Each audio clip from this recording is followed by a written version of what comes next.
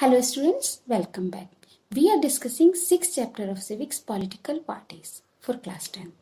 In this chapter, the meaning of a political party, structure and functions of political parties and the necessity of political parties we have already discussed in our previous video lectures. Here we are going to deal with the next topic, how many parties we should have. Let's start. Students, you know that political parties are a necessary condition for a democracy.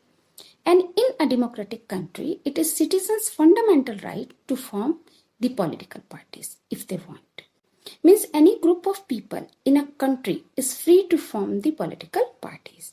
And that is the reason we find a large number of political parties in each country. Even in India, we have more than 750 political parties registered with Election Commission. But all these parties are not serious contenders, means all these are not in race to get the majority and form the government. Only few political parties are in competition to get the majority and form the government. Then the question is, how many parties are good for a democracy? Or how many major parties should a country have? To answer this question, we need to understand the types of party system. Let's start. So there are three major types of party system. One party system, two party system and multi-party system. Let's get into the details. So the first one is one party system. A one-party system is a political system in which only one party is allowed to form the government and rule the country. Means there is only one party exist in a country and rule the country. And generally, the citizens of the country are not free to form another party. China, North Korea, Cuba are some examples of the one-party system. But we cannot consider a one-party system as a democratic option because while voting in the election, people do not have many choices here. Since there is only one party, people have to choose the candidates within the party. If the candidate or the party does not work, also there is no way to change it. People have to vote again and again to the candidates of the same party and let it rule because there is no other option. So in a democratic system, there must be at least two parties to compete each other. So next we have two-party system. So let's talk about two-party system. In two-party system, there are two major political parties in a country and the power of the government shifts between these two parties. Even several other parties may exist, but only these two parties have serious chances of winning the majority of seats to form the government. Here we can take the example of the USA. The USA is a two-party system and the two parties of the USA are the Democratic Party and the Republican Party.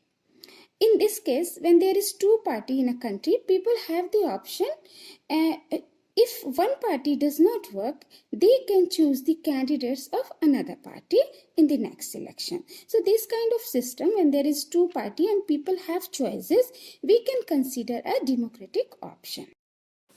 Next party system is the multi-party system.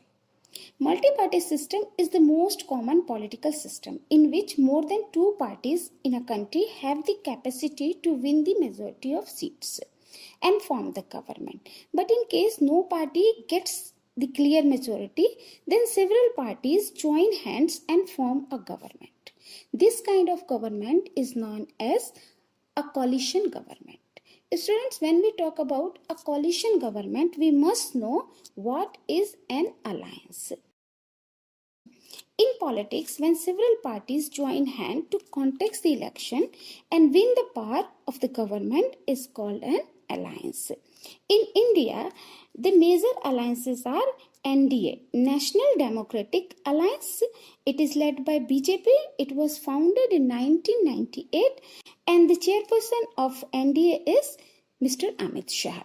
There are 31 members parties in NDA, or we can say NDA is a group of 31 political parties. Next major alliance is UPA, United Progressive Alliance. It was founded in 2004 and the chairperson of UPA is Mrs. Sonia Gandhi. Then third well-known alliance is Left Front. Left Front was founded in 1977 and the chairperson of Left Front is Bimon Bosch. Here we are to a question, how many parties should a country have or how many parties are good for a democracy? The answer is the party system is not something that any country can choose. Party system evolves over a long time and depends upon certain factors like nature of society, social and regional division in a country, history of politics, and the most important, the system of the elections in a country. All these factors play a major role in the development of a party system in a country. So if we talk about India, India is a large country with social and geographical diversity.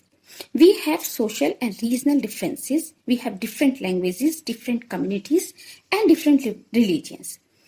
All these diversities cannot be absorbed by one or two parties. Thus, India has a multi-party system.